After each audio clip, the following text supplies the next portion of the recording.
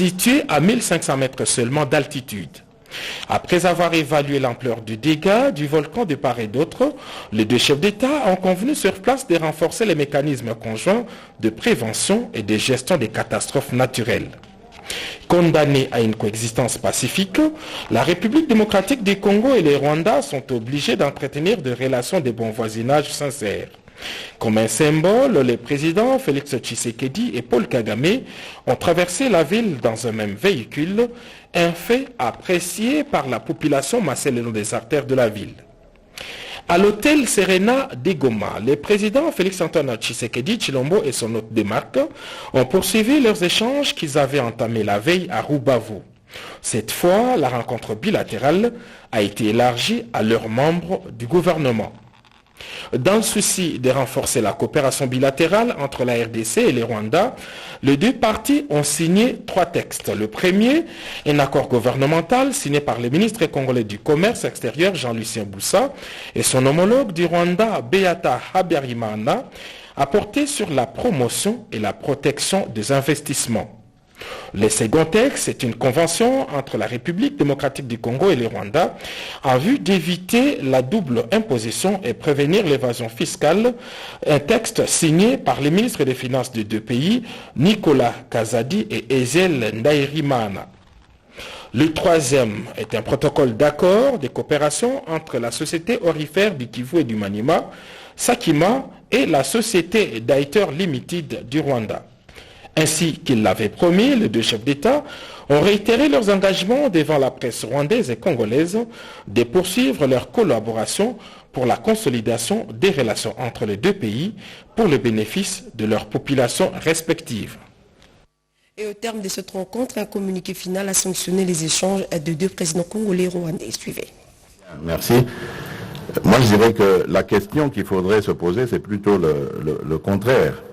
C'est-à-dire, qu'est-ce qui nous serait arrivé si nous n'avions pas intégré cette communauté? Et là, je m'en vais vous donner juste un exemple.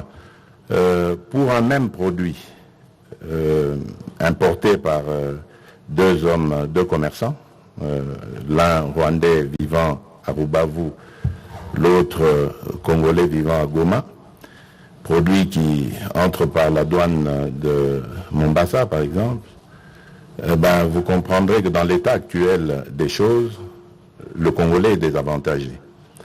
Parce que le Rwandais, lui, il est déjà dans la communauté économique est-africaine et donc il bénéficie des tarifs douaniers avantageux pour des avantages des tarifs douaniers. Tandis que le Congolais, il a le même produit que le Rwandais, mais il le vend plus cher à Goma. Vous voyez que les consommateurs vont aller à Rubavu, qui est la porte à côté. À Gisenyi, ils peuvent se procurer ce produit pour moins que le prix qui est à Goma. Donc, c'est juste un exemple qui illustre le fait qu'en harmonisant nos tarifs douaniers, et ça c'est l'un des avantages, nous allons booster l'économie du côté du Congo, de l'Est du Congo. Et j'ai toujours dit mon admiration pour nos compatriotes de cette partie du pays, qui sont très entreprenants, qui malgré les violences, les difficultés que je ne vais pas vous décrire, que vous connaissez, restent très entreprenants. Et il y a plein de produits agricoles, par exemple le cacao, le café, le thé, qui sont produits qui sont cultivés ici et qui doivent être évacués par l'Est, l'Afrique de l'Est, du côté de l'océan Indien.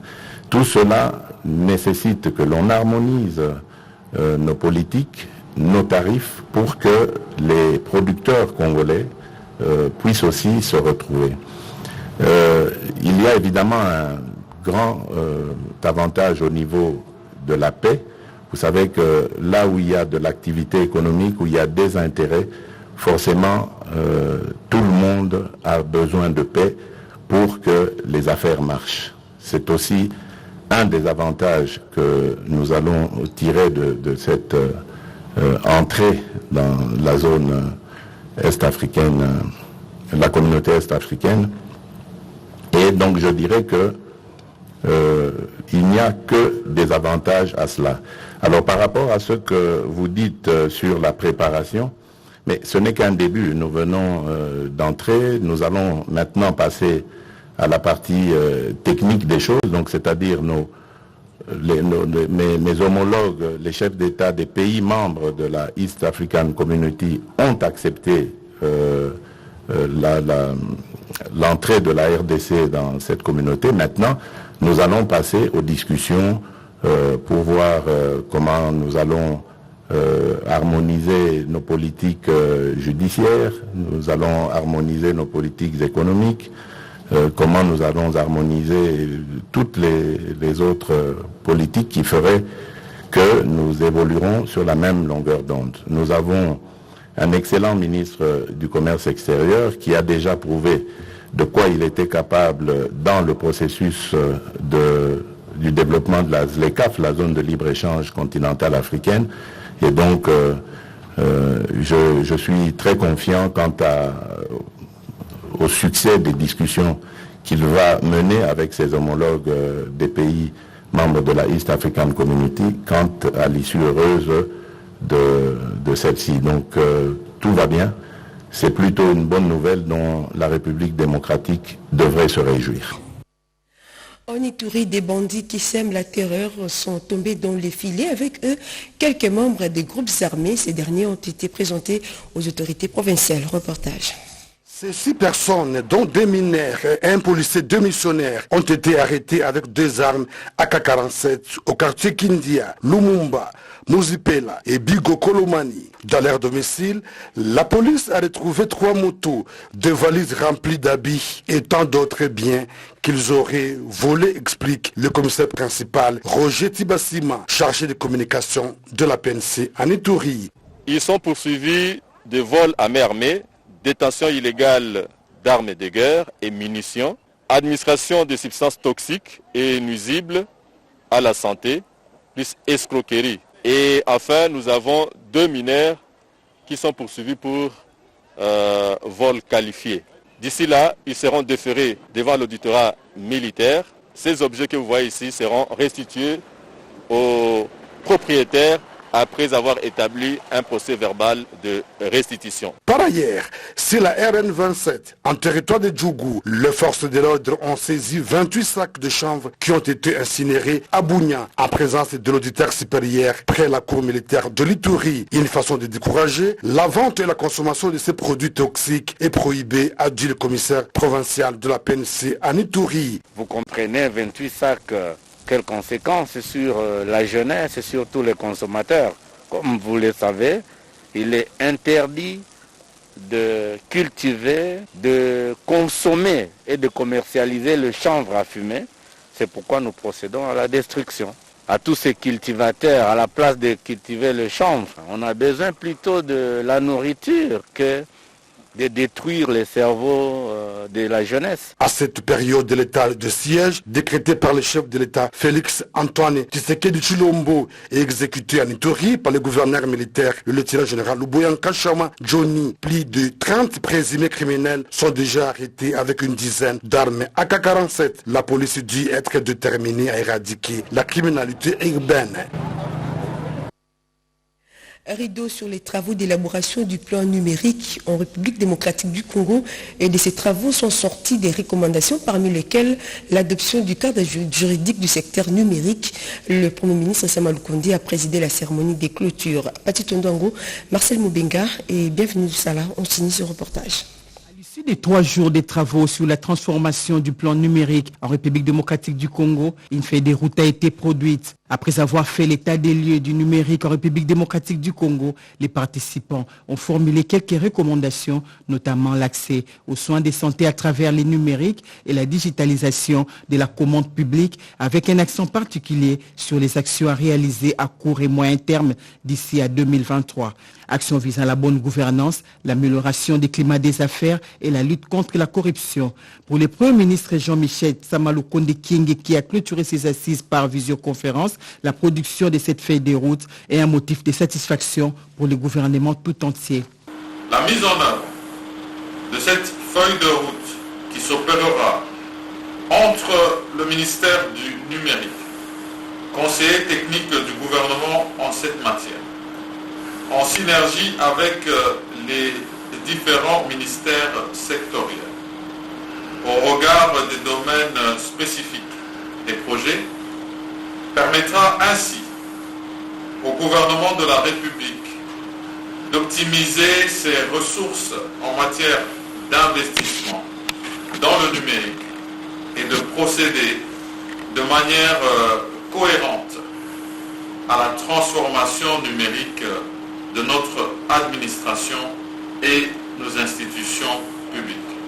Le ministre du numérique Désiré Casimir Ebérante Kolongele a pour sa part salué cette vision du chef de l'État Félix-Antoine Tshisekedi Tshilombo qui est en train de se matérialiser dans son secteur et a remercié les participants pour le travail abattu. Le Premier ministre chef du gouvernement qui participe à cette séance en utilisant justement un des moyens du numérique. Donc il est en visio avec nous, ce qui montre bien qu'on se facilite déjà la tâche et nous sommes en plein processus, n'est-ce pas, de numérisation. Il a été établi également que la mise en place d'un environnement réglementaire adéquat, d'un cadre de gouvernance efficace et de la mobilisation du financement par le partenariat avec le secteur privé local sont des conditions de succès d'un programme de transformation numérique de notre pays. Ce code prévoit les principes directeurs de l'établissement des services et des activités du numérique. Ces travaux ont connu la participation de quelques partenaires techniques.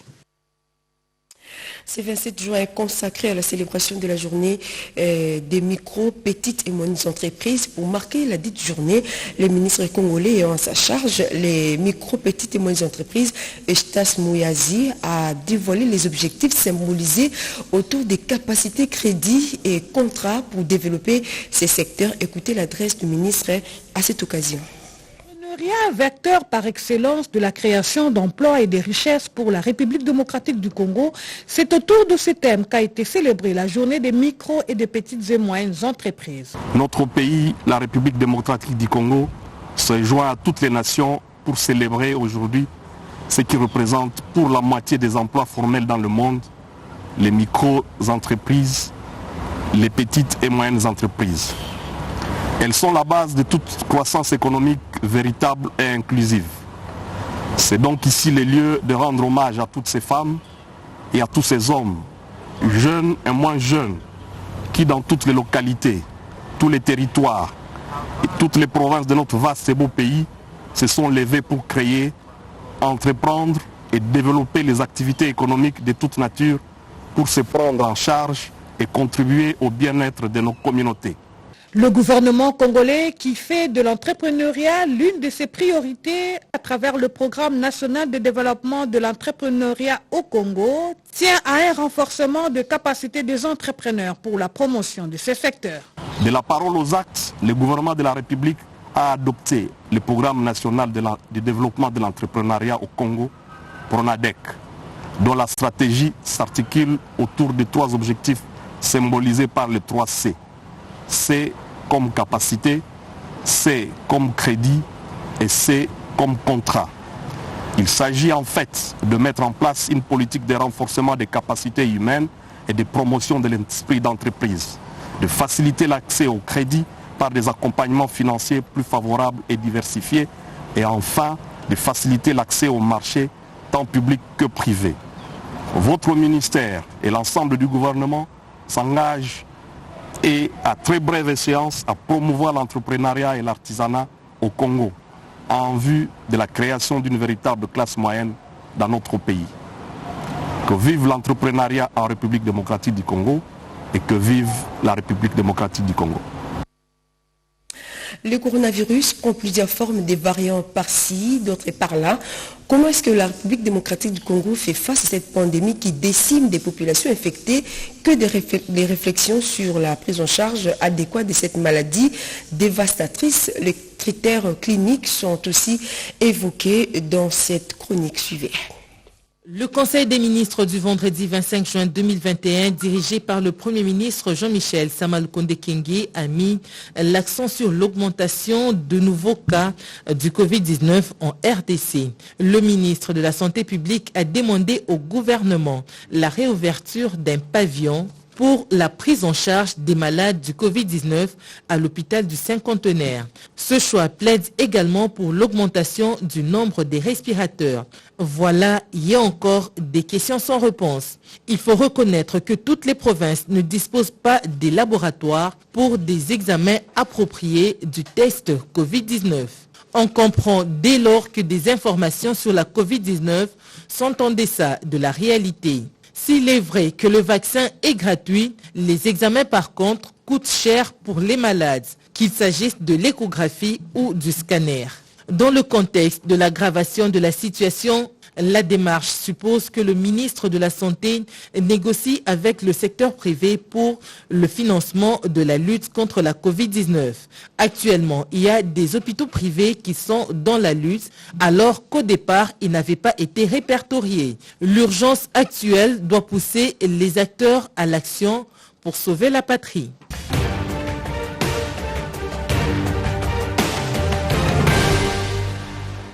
Déjà 2 semaines viennent de s'écouler depuis que le chef de l'État séjourne dans l'Est de la RDC où il déploie d'intenses activités. Félix-Antoine Tshisekedi a rencontré son homologue du Rwanda, Paul Kagame, à Bukavu, juste à la frontière commune, toujours à partir du Nord Kivu. Le chef de l'État s'est envolé pour Maputo où il a pris part au sommet extraordinaire de la SADC, la semaine du président avec Ibambissou Moïsa. Promesse tenue. Des jours, des semaines passent à Goma depuis l'arrivée dans la ville le 12 juin 2021 du chef de l'État, commandant suprême de forces armées de la RDC et de la police nationale Félix-Antoine Tshisekedi Tshilombo, qui avait annoncé son séjour prolongé dans l'est du territoire national afin d'être plus proche des populations meurtries par des exactions de forces négatives et de suivre personnellement les opérations militaires dans les provinces en état de siège. Dans le chef-lieu de la province du Nord Kivu, le président de la République déploie d'intenses activités. La situation de sécurité dans l'est de la RDC et dans la région, le raffermissement de relations d'amitié, de coopération bilatérale et de bon voisinage entre la RDC et le Rwanda n'ont sans doute pas manqué au menu des échanges que le président de la République Félix-Antoine Tshisekedi Tshilombo a eu avec son homologue rwandais Paul Kagame à Rubavu, à la frontière entre Goma et Gisenyi, une rencontre qui n'a pas été sanctionnée par un communiqué conjoint. Gisenyi, cette ville voisine de Goma, au nord Kivu, a été aussi affectée par les secousses sismiques causées par l'éruption volcanique du Nyiragongo le 22 mai dernier. Les 2 chefs d'État se sont rendus au quartier Madiangu où ils se sont imprégnés de l'ampleur des dégâts de cette catastrophe naturelle. Une visite analogue a été programmée pour samedi 26 juin 2021 à l'arrivée à Goma du président Paul Kagame. De Goma, le président de la République Félix-Antoine Tshisekedi Tshilombo s'était rendu à Maputo, au Mozambique, où s'est tenu un sommet extraordinaire de la communauté de développement de l'Afrique australe. Le chef de l'État a pris une part active au sommet de Maputo, consacré au terrorisme qui sévit dans la sous-région, au Mozambique et en République démocratique du Congo en particulier. Les chefs d'État et de gouvernement se sont apaisantis sur les stratégies communes susceptibles de combattre ces fléaux qui frappent surtout la province mozambicaine de Cabo Delgado et les provinces congolaises du Nord Kivu et de l'Ituri. Le président de la République Félix-Antoine Tshisekedi Tshilombo a regagné le pays par la ville de Goma après sa brillante participation au sommet de Maputo, toujours à la recherche de voies et moyens de restaurer la paix durable dans l'est de la RDC. D'autres sujets d'actualité qui ont marqué la semaine, c'est dans Semaine en 5. La vie reprend à Goma. Des familles continuent à regagner leur maison où elles sont plus tranquilles. D'autres tentent de reconstruire leurs habitations consumées par la lave et retrouver la vie d'avant. Pendant ces temps, les enfants séparés de leurs parents lors de l'évacuation de la ville de Goma ont reçu les réconforts de la première dame, Denise Nyakeru Tshisekedi. À plus de 120 km de la ville de Goma, à Kitianga, plusieurs groupes armés à la base de l'insécurité ont déposé les armes et se sont rendus au FARDC. Les gouvernements de la République démocratique du Congo décident de soutenir ses filles et fils qui, par abnégation, ont porté secours à la population vulnérable. Dr Denis Mukwege, prix Nobel de la paix, a reçu la visite du porte-parole du gouvernement Patrick Muyaya à l'hôpital général des Panzi à Bukavu. Une lueur d'espoir pour la fin de la grève des infirmiers. Le gouvernement s'y implique à travers le ministère du Budget. 5092 agents seront enfin alignés dans le fichier de paye à partir du 3e trimestre. Les mesures barrières proposées par le gouvernement provincial de Kinshasa, notamment la réduction des passagers dans des transports en commun, a entraîné la rareté des transports, ce qui a contraint la population à parcourir des longues distances à pied pour vaquer à ses occupations. Carence d'eau à la cité Mama Mobutu et ses environs, les habitants de cette cité en appellent au secours des autorités, surtout en cette période où la 3e vague de Covid-19 fait des victimes. 31 colis de lingots d'or saisis par les autorités provinciales de l'Ituri. Ces colis d'or étaient sur le point de traverser illicitement la frontière. Les enquêtes se poursuivent pour déterminer les responsabilités.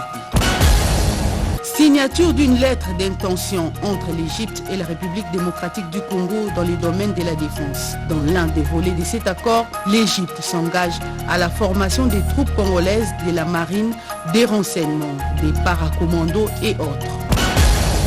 La radio-télévision nationale congolaise en deuil.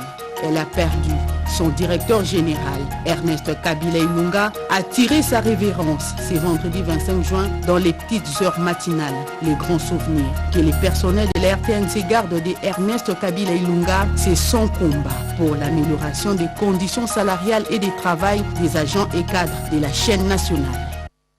Revenons sur l'actualité pour parler des plaques d'immatriculation qui servent d'identification des véhicules, également de son propriétaire. Et en cas d'une contravention sur la voie publique, le véhicule est facilement repérable.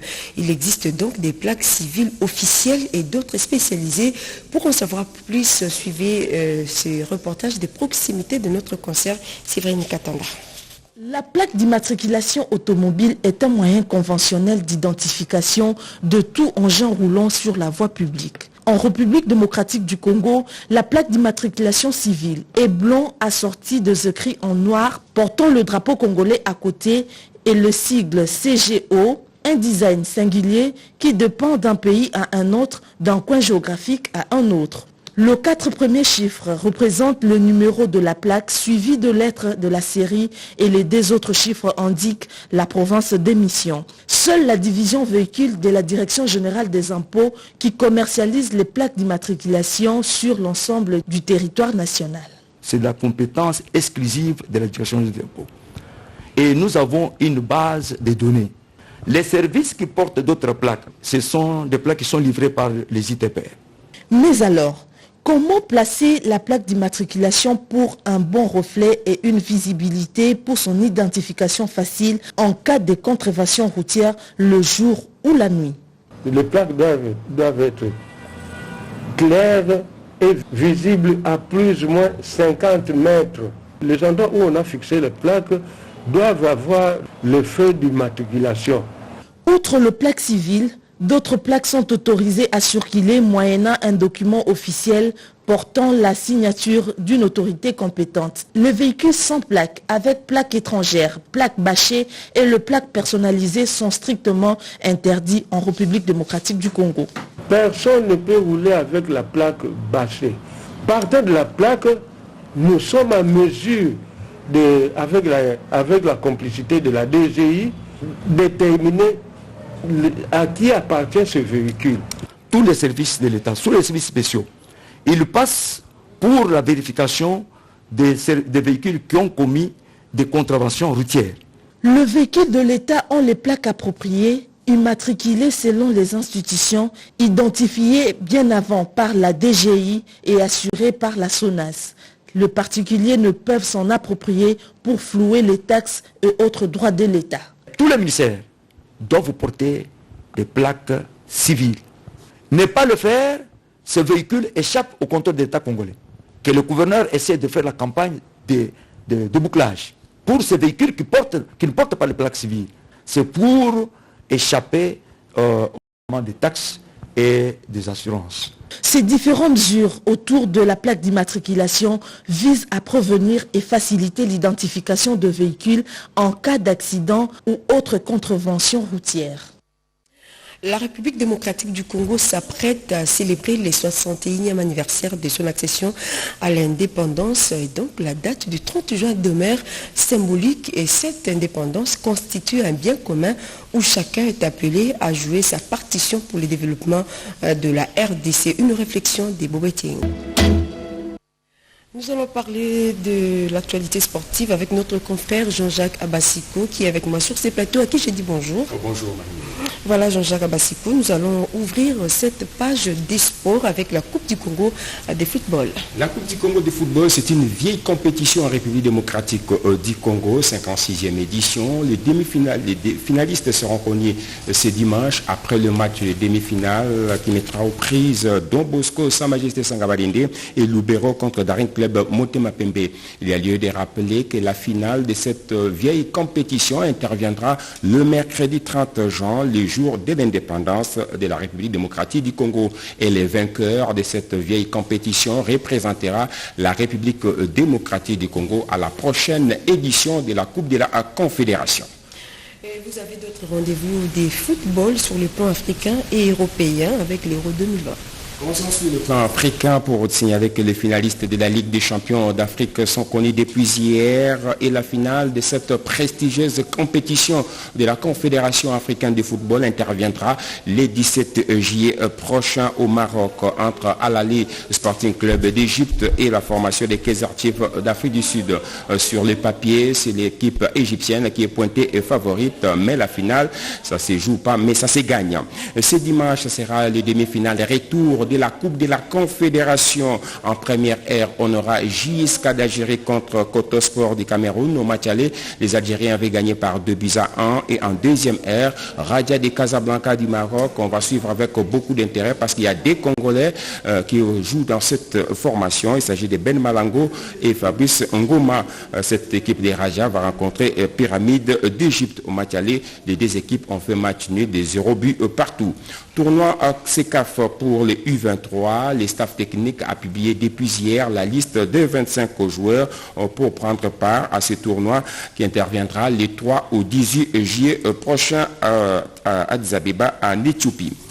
Euro 2020, l'Italie et le Danemark ont déjà leur visa pour les quarts de finale. La suite du calendrier, retenez que pour ce dimanche, on aura Pays-Bas contre République tchèque et Belgique-Portugal. Sur le terrain, la Belgique avec Romelu Lukaku et le Portugal avec Cristiano Ronaldo.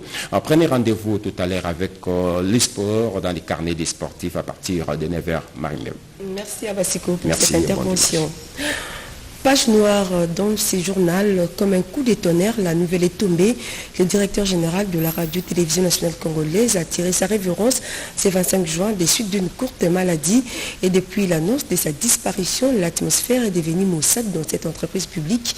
Que des récits qui reviennent sur ce qu'a été Ernest Kabila Ilunga, son engagement, sa détermination pour le rayonnement de la RTNC.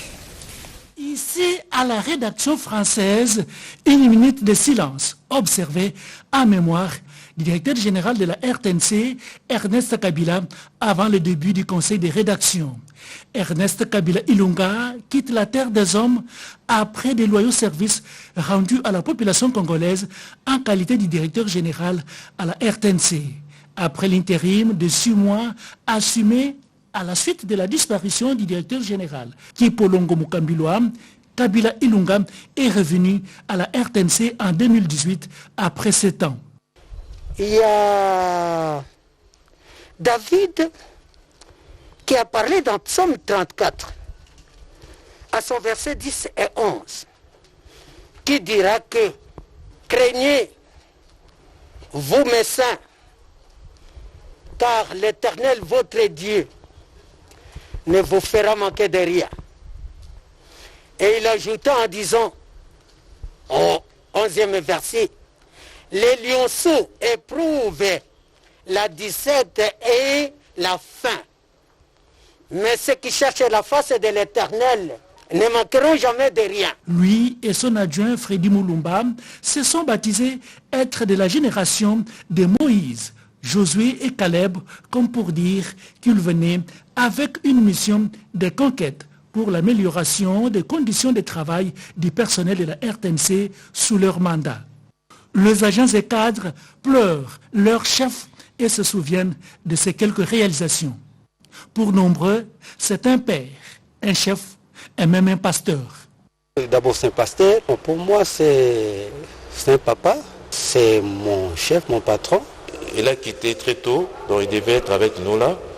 Et puis on verrait bien dans les jours à venir qu'on nous donne des gens, ils sont à l'écoute des agents et cadres de la RTNC. Pour moi, Ernest Kabila était comme un père. Je garde des bons souvenirs, s'il vous plaît. Donc il nous laisse avec beaucoup de tristesse. Sur le plan professionnel, des matériels audiovisuels, caméras, ordinateurs, Macintosh étaient la matérialisation de sa vision. L'autre souvenir, c'est du desk anglais, parce que je suis entré par la RTNC via ce service, et c'est bien lui qui avait saisi à l'époque directeur Oscar Kabamba. Il lui a instruit qu'il était important de mettre en place un service anglophone. Côté social, on note les charrois automobiles et meubles, mais surtout, on n'oubliera jamais les traitements acceptables dotés au personnel de la RTNC en termes de rémunération. Pour arracher ses soldes surnommés Ebolo, Ernest Kabila a dû mouiller sa chemise. Pour plusieurs qui ont écopé 10 ans, voire 15 ans de collaboration, Ernest Kabila Ilunga leur a donné la mécanisation. Le DG Ernest Kabila ne m'a pas donné du poisson pour aller manger un jour, 2 jours, 3 jours, non. Il m'a donné du filet de la maison pour aller pêcher, pour continuer à pêcher. C'est-à-dire qu'il m'a donné l'engagement depuis 2010. Je n'avais jamais eu d'engagement. Aujourd'hui, je suis compté parmi les agents et cadres de la RTNC. Papa Ernest Kabila. Moi, Yolande, je ne t'oublierai jamais. Avec les DG Ernest, les actions sont palpables. On peut voir les bis qu'il a achetés. Et il nous avait promis qu'il y aura l'augmentation du salaire. Je suis devenu collaborateur en 2009. Jusqu'à 2018, c'est lui qui est venu nous engager. Dès son arrivée à la RTNC, il a su acheter des bus pour le personnel. 3 jeeps, je crois, si je ne me trompe pas. 3 jeeps et puis 3 bus. Donc c'est vraiment quelqu'un, un manager. Il a su faire ce que les agents qui travaillent la nuit s'attendaient. Écoutez, c'est avec beaucoup de peine que je parle de cet homme, ce grand homme qui est passé par la RTNC 2 fois. D'abord comme DGA avec le DG Kipolongo, paix à son âme, paix également à l'âme d'Ernest Kabila qui vient de nous quitter, et puis il est revenu comme directeur général. En si peu de temps, il a fait beaucoup de choses que beaucoup de ses prédécesseurs n'ont pas pu faire. Écoutez, nous prenons sur le plan social le salaire des agents et fonctionnaires, pardon, des agents et cadres de la RTNC avait presque triplé. Et ce jour-là, la RTNC c'était une fête, on appelait ça Ebolo. Ces efforts, il est allé contacter les personnes ciblées et concernées pour qu'il y ait augmentation de salaire des agents et cadres de la RTNC. Quand vous arrivez aujourd'hui au niveau de notre rédaction, on avait du mal à se mettre. Les gens restaient debout pendant des heures et des heures quand on tenait les conseils de rédaction. Quand il est arrivé, il a vu, il a trouvé qu'on ne pouvait pas travailler dans ces conditions-là. Il est allé acheter des fauteuils pour la rédaction. Et il nous suivait parfois aussi sur le terrain. Il était d'une disponibilité permanente, parfois inouïe. Mais c'était plutôt un motif de fierté, un encouragement, une émulation pour le personnel de la RTNC que nous sommes. Maintenant, Dieu l'a rappelé, qu'allons-nous faire? Qu'il aille en paix et il restera à jamais dans nos cœurs. Ernest Kabila s'en va dans l'au-delà, le personnel de la RTNC reste orphelin. Que son âme repose en paix, et c'est par cette triste nouvelle que nous bouclons complètement cette édition du Journal Magazine réalisée par Papi Vouélé, Alain Sodi et Joël Piangou sous la coordination des Médards Mbuyal Mangal. L'actualité continue sur nos antennes. Prenez rendez-vous.